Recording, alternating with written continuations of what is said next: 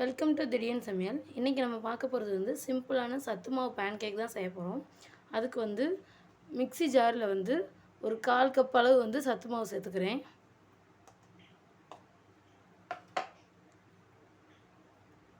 கொஞ்சமாக பால் சேர்த்துக்கிறேன். நீங்கள் சீனி வேணும்னா போட்டுக்கலாம், இல்லை நாட்டு சர்க்கரை போட்டுக்கலாம். இதில் வந்து ஆல்ரெடி இனிப்பாக இருக்கனால நான் சீனி எதுவும் சேர்க்கலை, நாட்டு சர்க்கரை எதுவும் சேர்க்கலை. இதை வந்து மிக்ஸி ஜாரில் போய் ஒரு அடி அடித்து எடுத்துகிட்டு வந்துடலாம். இப்போ வந்து அடுப்பு பற்ற வச்சு கல் சூடானதும் நம்ம அடித்து வச்சுருக்க சத்து மாவை வந்து சேர்த்துக்கலாம்.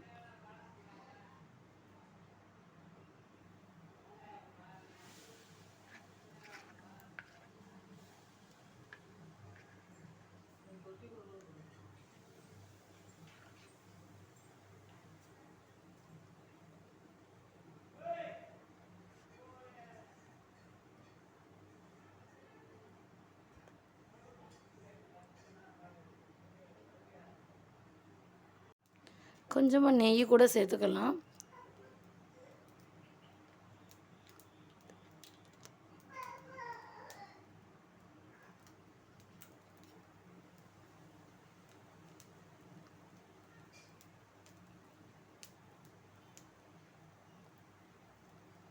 இதை வந்து திருப்பி போட்டுடலாம். அவ்வளோதான், சிம்பிளான பேன் கேக் ரெடி. அவ்வளோதாங்க, ஹெல்த்தியான ரொம்ப டேஸ்டான சத்து மாவு பேன் கேக் ரெடி ஆயிடுச்சு. நம்ம சேனல் பிடிச்சிருந்தா லைக் பண்ணுங்கள், ஷேர் பண்ணுங்கள், மறக்காமல் சப்ஸ்கிரைப் பண்ணுங்கள். தேங்க்யூ.